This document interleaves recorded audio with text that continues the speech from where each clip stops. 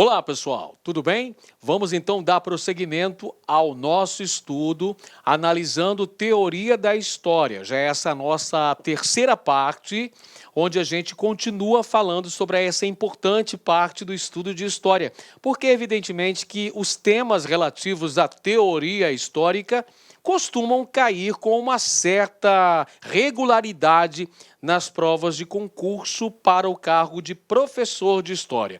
Então, é preciso continuarmos com foco no objetivo, força para lutar e fé para vencer. Bom, vamos começar falando sobre a relação passado-presente. O passado, gente, olha só, de acordo com o pensamento fundamentado nas obras de Mark Bloch, o passado não constitui objeto de ciência. O que é que o Mark Bloch quis dizer com isso? Quando ele fala que o passado não é efetivamente objeto de ciência.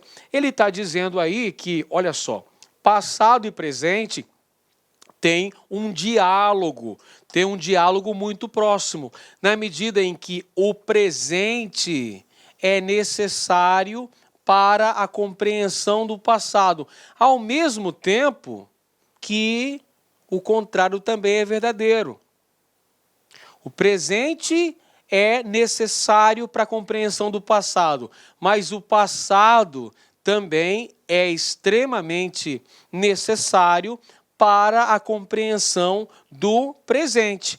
Afinal de contas, de acordo com os preceitos de Mark Bloch, o passado retorna com a leitura do presente.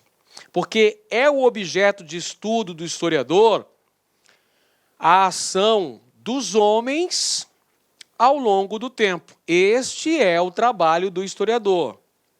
Vamos conferir uma questão sobre este tema.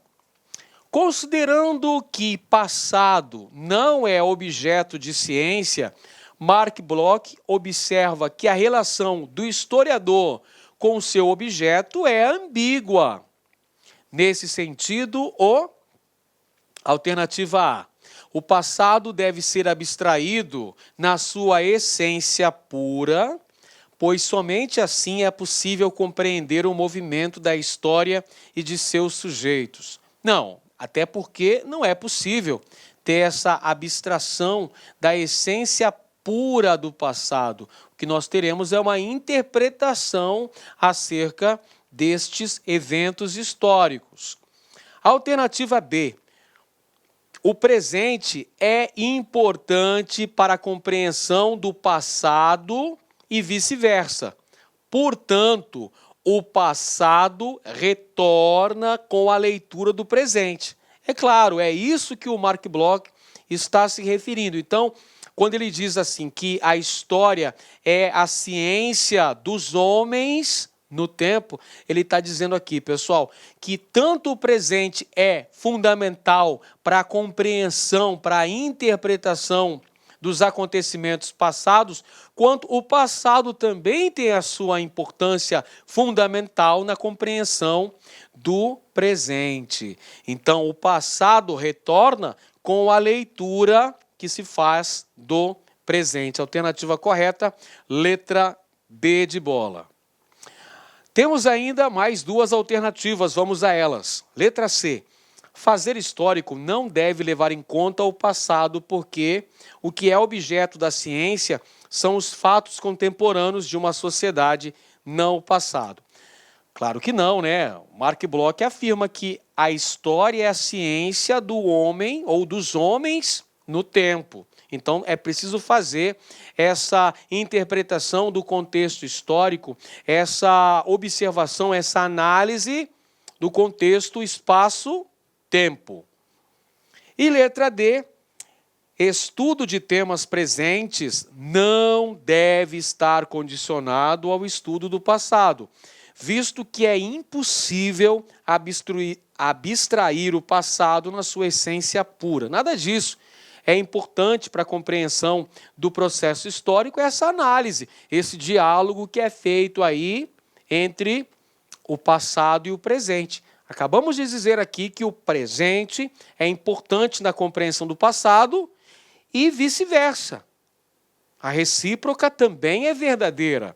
A alternativa correta, portanto, letra B de bola. Continuamos falando de Mark Bloch e sua Apologia da História, ou o ofício do historiador, onde Mark Bloch vai afirmar que a história é a ciência dos homens no tempo, onde o trabalho do historiador é compreender a ação dos homens dentro do contexto histórico, dentro dessa relação espaço-tempo. Olha aí o Mark Bloch afirmando que a história é a ciência dos homens do tempo, que o trabalho do historiador é fazer essa análise do homem, da ação humana dentro do contexto histórico, enfatizando essa relação espaço-tempo. E é importante para a compreensão histórica estabelecer essa ponte do passado com o presente. É o que justamente nós acabamos de falar na questão anterior. E o Mark Bloch, um dos fundadores da Escola dos Annales, lá em 1929, com a criação da Revista dos Annales, juntamente com o Lucien Febvre, ele vai apresentar a proposta da interdisciplinaridade, ou seja, da necessidade do diálogo com outras ciências, do estabelecimento dessa ponte da história com outras ciências, com outras disciplinas, tais como a sociologia, a geografia, a filosofia, a antropologia. Perfeito? É a teoria da interdisciplinaridade. A história se utilizando também de fundamentos, de pressupostos teóricos de outras ciências sociais, na busca incessante da significação social dos acontecimentos.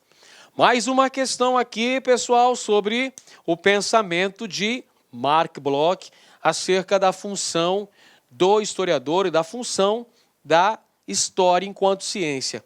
Se a história é a ciência dos homens no tempo, pode-se afirmar que, alternativa A, os homens devem ser entendidos não somente na sua diversidade, mas também no seu tempo, pois este é o lugar de sua inteligibilidade. Afirmação correta, é isso que afirma, é isso que é apresentado nos pressupostos defendidos pelo Mark Bloch. A história é a ciência dos homens no tempo, então é preciso fazer essa análise do contexto histórico na questão da relação espaço-tempo. Os homens devem ser compreendidos, portanto, não apenas na sua diversidade, diversidade étnica, diversidade cultural, diversidade econômica, diversidade social, mas também no tempo, no contexto histórico, no espaço-tempo em que eles estão inseridos, pois este é o lugar de sua inteligibilidade. Correta a letra A. Alternativa B. A compreensão dos fatos históricos depende muito mais do tempo em que eles ocorreram do que dos personagens que o constituíram. Nada disso. Mark Bloch vai afirmar que há essa relação, pessoal, da importância tanto do tempo histórico em que estão inseridos, quanto daqueles personagens que fizeram parte do referido contexto histórico. Alternativa C. A história humana não, olha só, aqui vamos até circular essa frase, não pode ser entendida com base na ideia de tempo, pois este é apenas uma perpétua mudança. Nada disso. O Mark Bloch já afirmou aqui, olha só, está no enunciado da questão. História é a ciência dos homens no tempo. Errada a letra C. Letra D, os acontecimentos históricos devem ser entendidos fora do tempo, pois este não traduz a atmosfera do pensamento de uma sociedade. É claro que o contexto histórico faz todo sentido na análise de um determinado acontecimento histórico. Então, a única correta, alternativa A. Agora, falaremos sobre metodologia da história oral. Nós até já vimos em aulas anteriores que a história oral assumiu uma importância muito grande a partir de meados do século XX, ganhando fundamentação. Só que, ao mesmo tempo que ganhou credibilidade, ganhou fundamentação teórica, ganhou também métodos e técnicas a serem utilizados, a serem seguidos por aqueles que utilizassem da história oral como um procedimento de pesquisa. O que nós temos que ter? Em primeiro lugar, vai fazer uso da história oral, vai fazer uso de uma entrevista, o primeiro ponto que eu tenho que ter é, previamente, estabelecer um roteiro, estabelecer o que eu vou buscar nessa minha entrevista, quais são os questionamentos que serão feitos, quais são as perguntas a serem efetuadas, quais são os meus objetivos ao utilizar aquele procedimento de pesquisa. A divulgação dos propósitos da pesquisa, justamente, quais são os objetivos, o que eu espero alcançar com aquela investigação. Eu tenho que transcrever essa entrevista, então eu fiz uma entrevista, eu tenho aqui o interlocutor, eu vou fazer as indagações, eu vou seguir o roteiro prévio que foi preparado, eu vou gravar essas entrevistas, posteriormente eu preciso transcrever ponto a ponto do que foi coletado ao longo da entrevista. Porque eu preciso de credibilidade na utilização desse procedimento de pesquisa. Então, eu tenho que seguir uma metodologia, uma técnica e uma disciplina, porque eu usei da oralidade, eu usei da história oral. Então, eu preciso seguir a metodologia pré-determinada, a técnica, a disciplina, para garantir os princípios científicos, para ter o embasamento necessário para a utilização da chamada história oral. Vamos conferir então a questão aqui, pessoal, sobre a metodologia de uso da história oral. Dentre os princípios metodológicos que norteiam a pesquisa com fontes da história oral, destaca-se alternativa A, a necessidade de transcrição do depoimento do entrevistado com a devida correção e ajustes para que sua fala não pareça insegura, hesitante ou truncada. Nada disso, eu não posso alterar a entrevista, não posso, quando eu for relatar, quando eu for transcrever tudo aquilo que eu gravei, a entrevista que eu coletei, eu não posso alterar a fala do meu entrevistado, porque aí eu perco toda a credibilidade científica daquela entrevista. Eu preciso transcrever, mas eu tenho que transcrever do jeito, da forma que o entrevistado se portou. Se ele foi hesitante ou se ele esteve inseguro ao responder qualquer pergunta, eu tenho que transcrever aquilo ali, para que tenha critério, para que fique fidedigno. Perfeito? Então está errado a letra A. Alternativa B, a importância de se elaborar um roteiro prévio da entrevista e divulgar de forma transparente ao entrevistado os propósitos daquela gravação. Então, se eu chego lá e vou entrevistar uma pessoa, eu tenho que falar Quais são os objetivos? A é para uma dissertação de mestrado, para uma pesquisa que eu estou realizando sobre determinado tema. A é para uma tese de doutorado, ou é para um artigo científico. Eu tenho que jogar as claras, eu tenho que expor quais são os objetivos. O que eu vou fazer com aquele objeto que eu estou trabalhando? Aquela gravação vai ter qual finalidade? Eu tenho que jogar abertamente com o entrevistado. Logicamente, essa é a alternativa correta, a letra B de bola. Tem ainda a letra C, a obrigatoriedade de o entrevistado assinar um termo cedendo os direitos autorais de seu depoimento e a comercialização de sua imagem ao historiador responsável pela guarda de seu testemunho. Nada disso. Se tem um fim científico, cara, pensa bem, se tem um fim científico, eu estou coletando aquelas entrevistas porque eu estou buscando subsídios para escrever a minha dissertação de mestrado, ou eu estou coletando dados para elaboração da minha tese de doutorado. Não tem fim comercial, tem fim científico. Então, é até interessante que eu, de repente, tenha autorização. Você autoriza a divulgação científica do seu depoimento, mas não há essa obrigatoriedade do entrevistado assinar um termo cedendo direitos autorais. É uma entrevista ali, né? É uma entrevista que está sendo feita. Alternativa D. O dever do entrevistado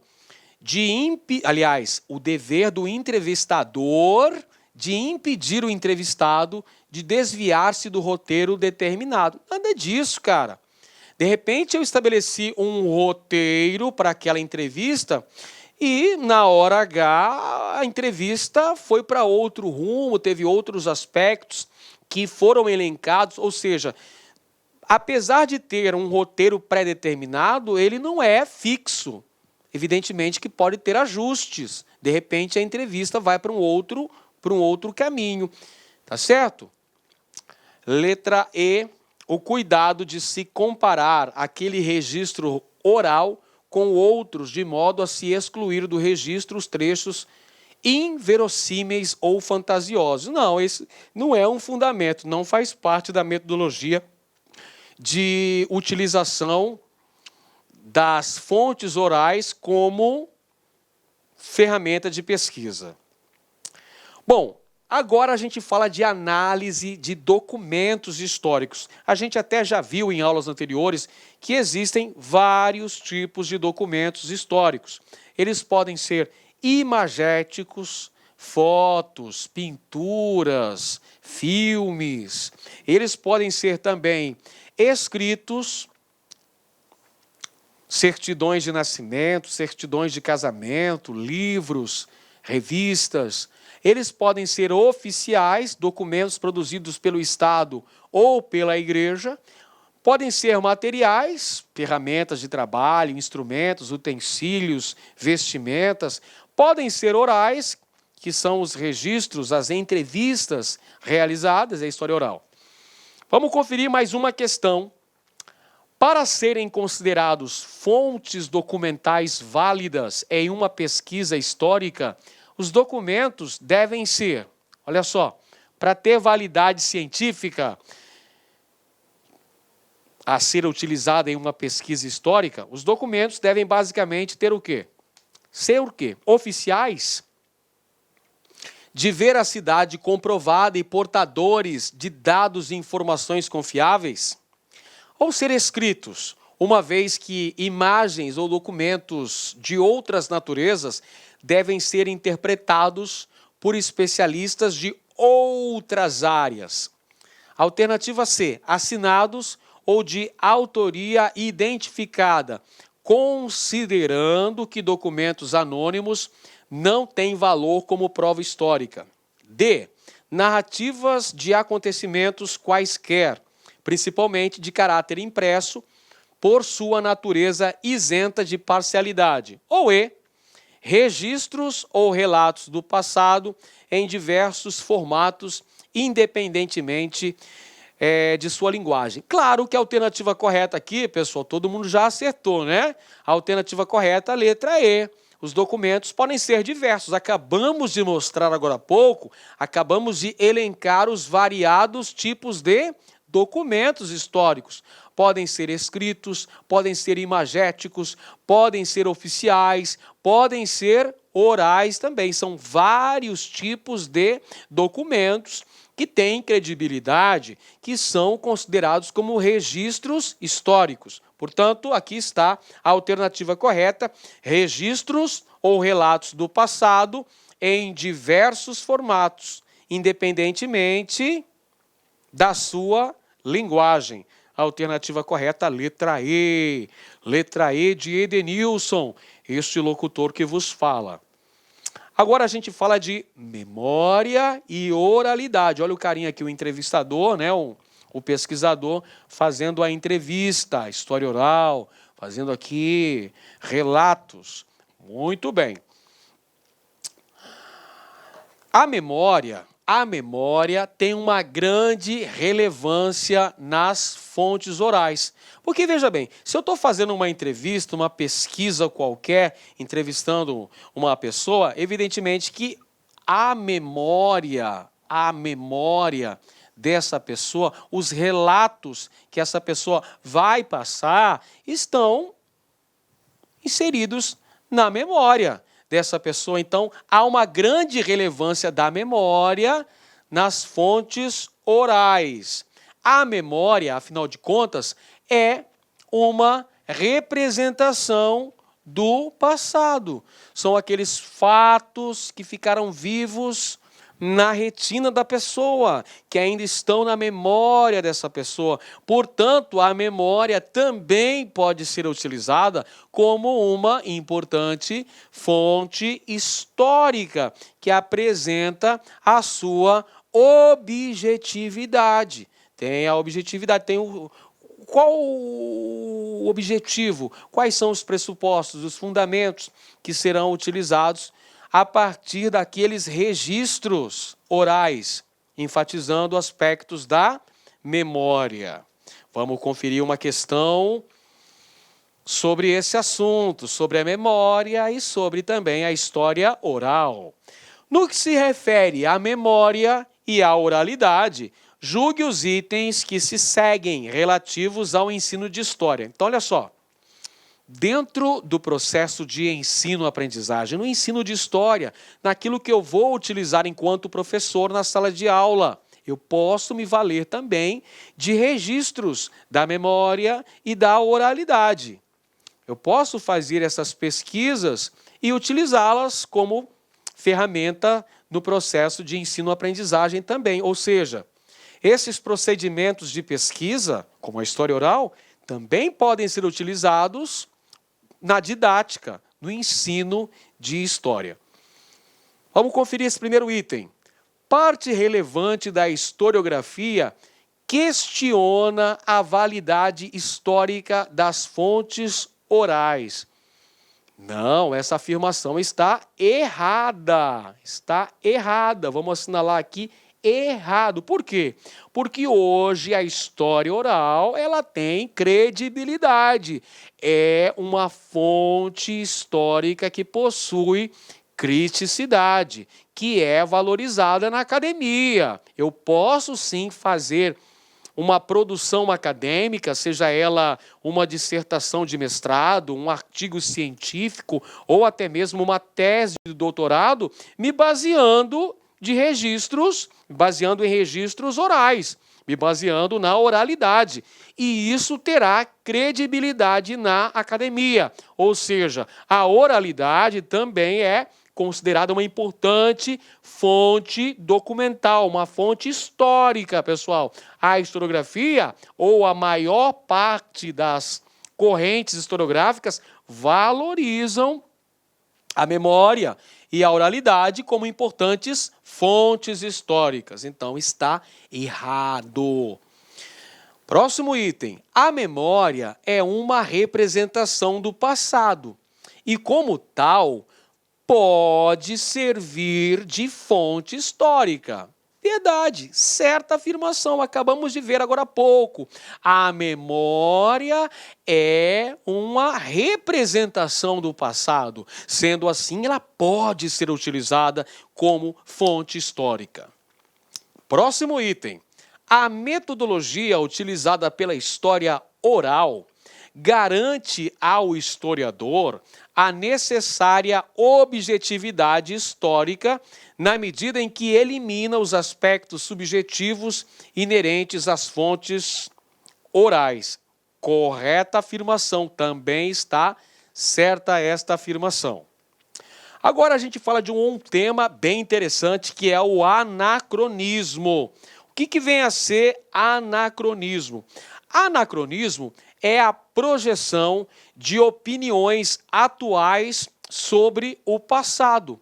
Quando eu projeto opiniões ou sentimentos atuais em temas relativos ao passado, eu estou cometendo um erro de anacronismo, ou seja, eu estou atribuindo a uma determinada época valores de outra época. Eu até trago esta imagem para ilustrar bem o que eu estou falando neste momento, que esta é uma montagem da tela Moça com Brinco de Pérola, que foi produzida cerca de 1665, ou seja, meados do século XVII, pelo pintor holandês Johannes Vermeer. E mostra a moça, né, com o brinco de pérola, tirando uma selfie, que é uma coisa da atualidade, né, pessoal? Que é algo inerente ao século XXI, que não existia, portanto, no século XVII. Esse aqui é um anacronismo.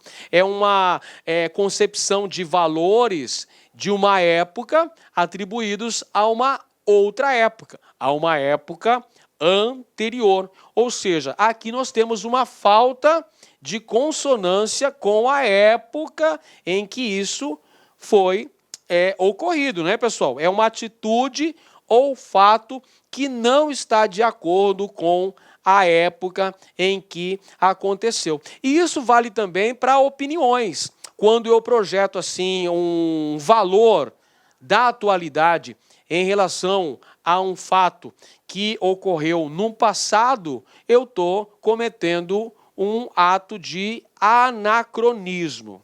Perfeito? Isso que é anacronismo, é a projeção de opiniões atuais em relação a aspectos do passado. Vamos conferir uma questãozinha acerca desse anacronismo, pessoal. Observe a charge do cartunista Laerte, publicada no jornal Folha de São Paulo, em 21 de abril de 2015. 21 de abril, todo mundo sabe, é o feriado de Tiradentes. E aqui mostra a ação dos soldados portugueses, colocando aí a forca no pescoço do Tiradentes e alguém gritando aí, vai para Cuba, né? Fazendo uma alusão. Evidentemente, aqui nós temos um conceito anacrônico. Por que deveria ter alguém aqui na multidão que está acompanhando atentamente a cerimônia do enforcamento de Tiradentes e grita, vai para Cuba? Evidentemente que alguém está se referindo que o Tiradentes tinha ideias revolucionárias, que o Tiradentes tinha um posicionamento de esquerda, digamos assim, né? Só que aqui, nessa charge, ilustra bem o conceito de anacronismo. Porque se uma pessoa está gritando aqui para o Tiradentes, vai para Cuba, está fazendo uma referência ao socialismo de Cuba, né? O comunismo lá da ilha de Fidel Castro, que isso aconteceu só no século XX, só em meados do século XX. Ou seja, isso acontece quase que 200 anos depois. Então aqui estamos atribuindo valores de uma época, né, que é o século XX, para um acontecimento aqui que foi no século XVIII. Então isso é anacronismo, atribuição de valores atuais para um determinado acontecimento histórico do passado.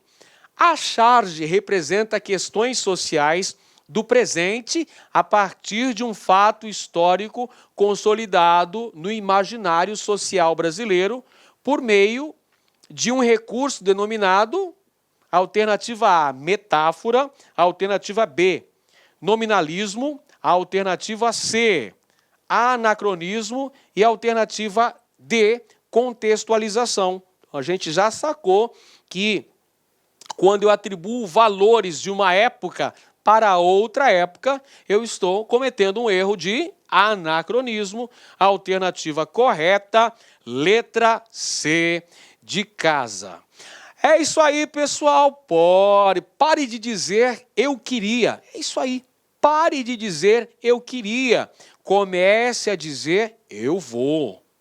E então, faça acontecer, porque você pode. É isso aí, você que está estudando, está se preparando com determinação, com muito afinco para os concursos que vêm chegando por aí, para o concurso do cargo de professor de História, e está se preparando com muita dedicação, com certeza vai colher os frutos dessa dedicação, desse esforço, dessa perseverança toda.